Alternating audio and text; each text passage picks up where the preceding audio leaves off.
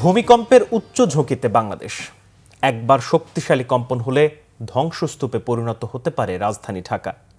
তারপরও ভয়াবহ দুর্যোগ মোকাবিলায় উদাসীন সরকার।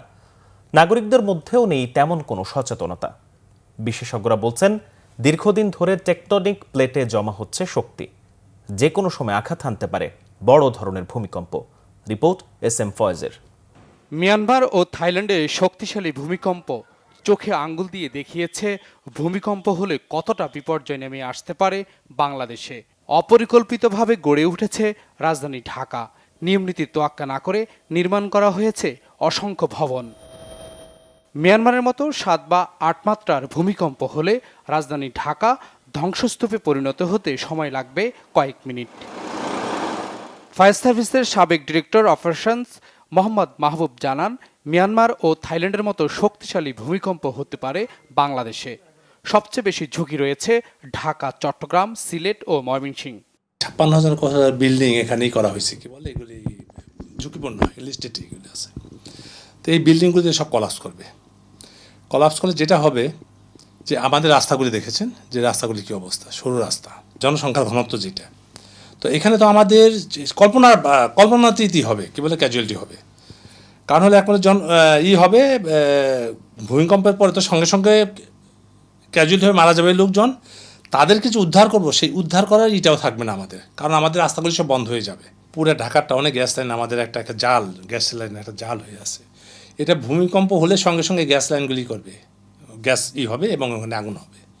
তখন তো এই আগুন নিভাবে না ভূমিকম্প এই বিল্ডিংয়ে উদ্ধার কাজ করবে, দুইটা তো একসঙ্গে হবে। ২০০০ সালের আগে যে বিল্ডিংগুলি হয়েছে সেগুলির আজ ম্যাক্সিমাম বিল্ডিংয়ের আজ কোনো অ্যাপ্রুভাল নাই, কোনো বিল্ডিং মানা হয় না, কিছুই মানা হয় না, তারা বিল্ডিং করেছে।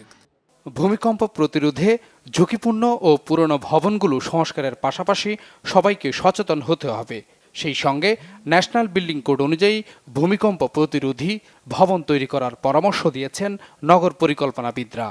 ভূমিকম্পের বিল্ডিং ধসের যে ঝুঁকিটা, সেই ঝুঁকির চেয়ে কিন্তু কয়েক গুণ বেশি ঝুঁকি হচ্ছে যে আমাদের যে দুর্বল আমাদের ইলেকট্রিসিটি লাইন এবং দুর্বল হচ্ছে আমাদের গ্যাসের লাইন। এখানে অনেক লিকেজ আছে এবং এগুলো ফেটে গেলে পুরোটা কিন্তু একটা অগ্নিগর্ভ সিচুয়েশন হতে পারে।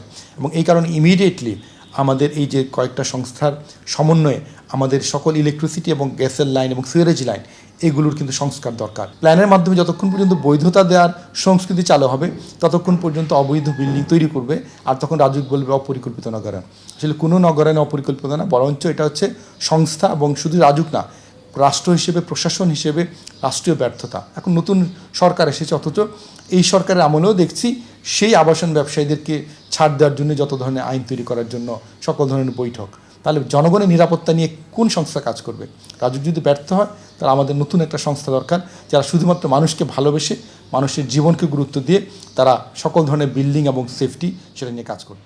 ভূমিকম্পের মতো মহাবিপদ রোধে ব্যক্তি থেকে রাষ্ট্র পর্যায়ে এখনই সতর্কতামূলক প্রস্তুতি নেওয়ার তাগিদ বিশেষজ্ঞদের। এস.এম. ফয়েজ, বাংলা ভিশন, ঢাকা।